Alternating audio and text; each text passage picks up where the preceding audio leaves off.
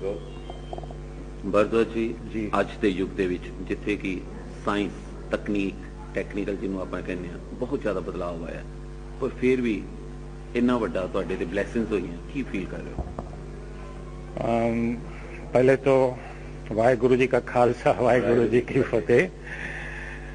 मैं ये फील कर रहा हूँ कि ईश्वर तो है कहीं पर, क्योंकि मैं पहले नहीं मानता था और मैं पक्का नास्तिक था, लेकिन कुछ ऐसी शख्सियत मेरी जिंदगी से जुड़ गई जो रूबरू ना होकर भी रूबरू रहती हैं। और ऐसी एक शख्सियत हमारे पंथ रत्न ज्ञानी संत मस्कीन जी हैं, जिनके प्रवचन हम ईसीटी पंजाबी चैनल पर पेशेंट थे तब भी लेटे लेटे सुना करते थे।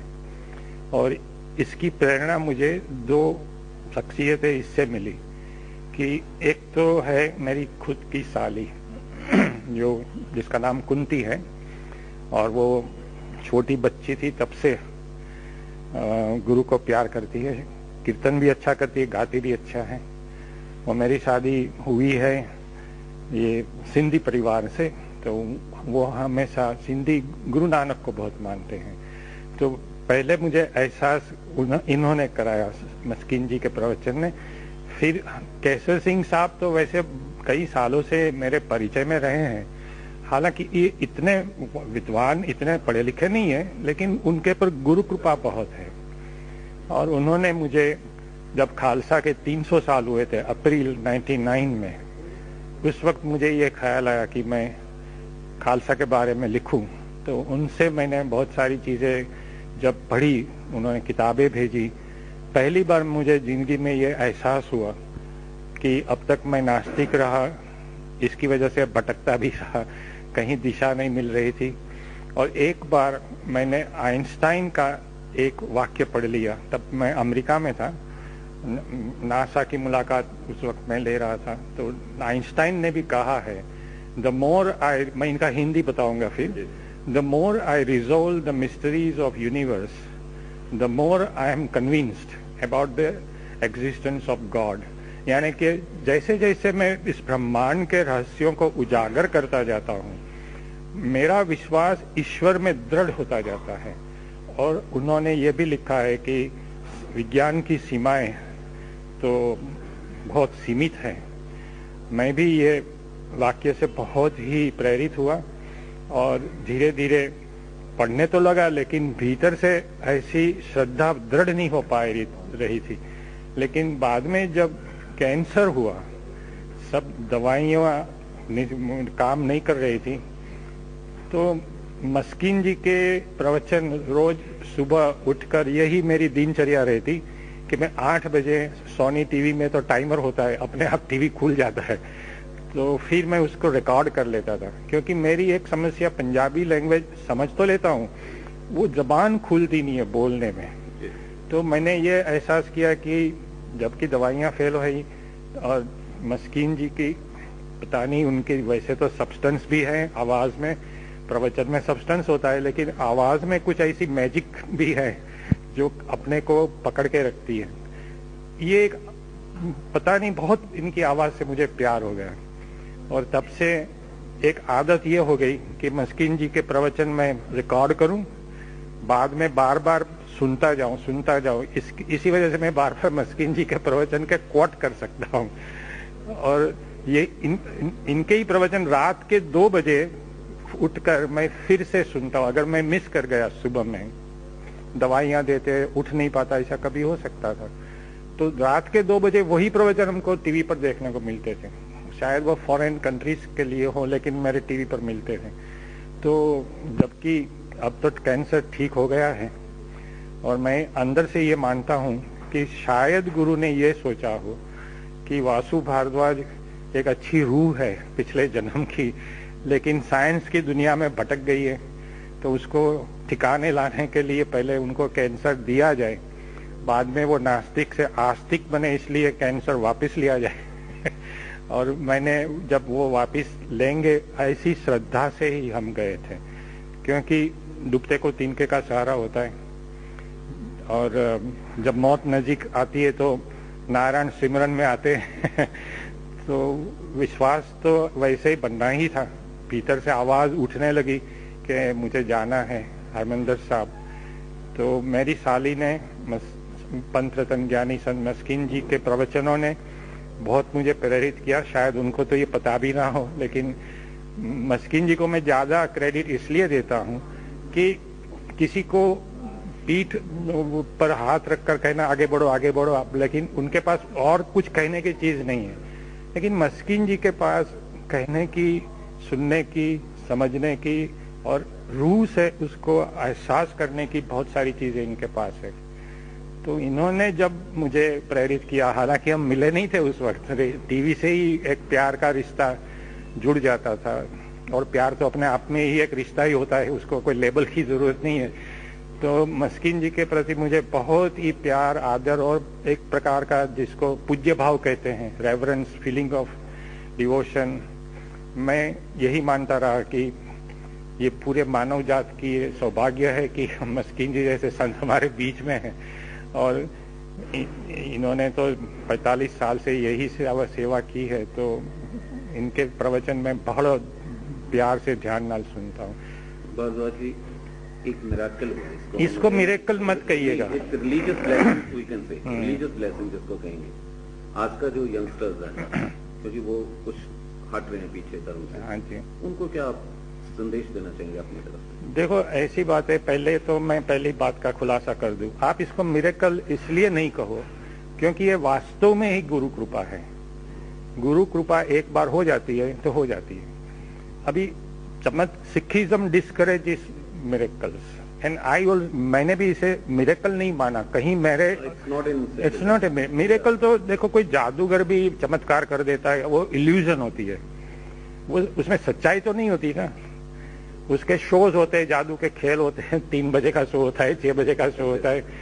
लेकिन जब गुरु ऐसी रोशनी, वैसे श्री गुरु ग्रंथ साहिब जी अपने आप में ही प्रकाश है, हम उनको प्रकाश ही कहते हैं, प्यार नाल, आदर नाल इसे प्रकाश कहते हैं। मेरे घर में भी अब तो है और हम उनकी सेवा करते हैं रोज। जैसे वो जो लिविंग गुरु है, क्योंकि सुप्रीम कोर्ट ने भी 1996 में शायद जजमेंट दिया है कि considering the feelings end of reverence and dedication and the sentimental importance that Sri Guru Granth Sahib Ji has for Sikhs and even non-Sikhs. Hereby this Supreme Court of India today solemnly declares that this Sri Guru Granth Sahib Ji will henceforth be considered, worshipped, revered and will always be respected as a living Guru. I am quoting from the judgment from my memory. मैंने इसका study किया है ताकि मैं दूसरों को भी समझा सकूं। तो ये जो प्रेरणा मुझे मिली है, मैं तो मानता हूँ कि ये चमत्कार नहीं है। अभी मैं समझो, अभी वहीं केबिन है अकाल तख्त के पास जो केबिन लगी, वहीं तो ये कौतुक हुआ था, कई लोगों ने देखा है, तस्वीरें हैं, नेगेटिव्स हैं। और मैं गुरु के पास अभी फिर से बैठ जाऊं कि भाई चलो, कई मेरे दोस्तों ने वो रोशनी देखी नहीं है, तुसी जल्दी फिर से दिखाओ। तो this is not A film show. और मैं खुद भीतर से ये मानता हूँ, ये मेरी अब अपनी श्रद्धा है कि जब हम अरदास करते हैं तो उसमें अपने पूरे मेडिटेटिव पावर्स को लगाना पड़ता है। अगर physically you are present and mentally absent, then you can not communicate. ये मेरा, मैं कमेंट किसी के बारे में कोई comment, this is my personal experience. So because I have worked in the world fields of science, technology, and I am greatly interested in spiritual powers like psychokinesis, thought migration, telepathy, and such things do interest me. So I am able to summon all the latent, hidden, unexplored and unharnessed energies of our 5 senses. तो ये 5 sense अपनी जो इंद्रियां हैं, इससे गुरु के, by the grace of गुरु, आप visible universe को फील करते हैं, महसूस करते हैं, उसको उपभोग करते हैं, उसको एंजॉय करते हैं आंखों से, स्पर्श से। तो ये आप जब इसको एंजॉय करते हैं तो ये गुरु का आशीर्वाद से ही मुमकिन बनता है। तो इसकी जो एनर्जी है, उसकी जो ऊर्जा है, उसको आपको एकत्रित करनी पड़ती है। वो मेंटल कंसंट्रेशन से होता है। जैसे आप एक मैग्नीफाइंग ग्लास है जिसको कॉन्वेक्स लेंस कहते हैं, आप सूरज के प्रकाश में ले जाओ, फिर उसको आप केंद्रित करो एक कागज के टुकड़े पर, लकड़ी के टुकड़े पर, और पूरे rays will be concentrated and it will fall in one spot और ये लकड़ा भी जलने लगेगा. Like that, first of all, meditation के लिए दिमाग में से जो नेगेटिव थॉट्स हैं पहले उसको खाली करो. अगर आपका पात्र, आपका दिमाग जो है, see, mind is not a vessel to be filled, but a fire to be lighted.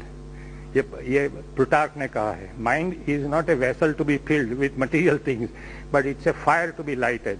दिमाग में जो अपनी सोच का शब्द, इसीलिए शब्द को एनर्जी है, ये इसमें से ऊर्जा निकलती है.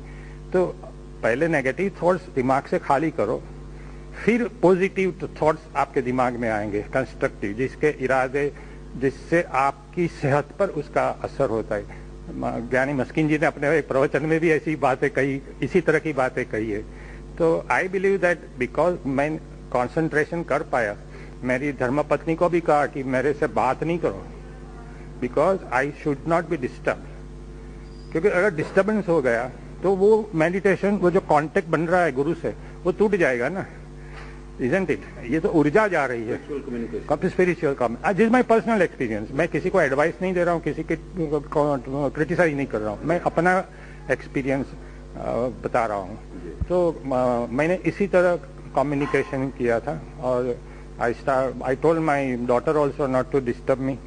Then this kind of communication was possible. तो मेडिटेशन के लिए, गुरु तक पहुँचने के लिए, अरदास गुरु तक पहुंचाने के लिए, you should have that kind of concentration, and the underlying principle of this process, this is a scientific process.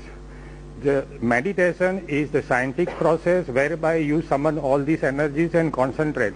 And another principle is that you should be independent of the people and circumstances around you, and that your reality should be orchestrated from within you, not from without. अगर बाहर से कोई disturb करता है तो आपकी भीतर से ऊर्जा बाहर नहीं आएगी कम्युनिकेशन के लिए. बाबा जी, you want to say with your personal devotion really means during ardas, during Gurbani part, that really counts you, how you are devoted to it.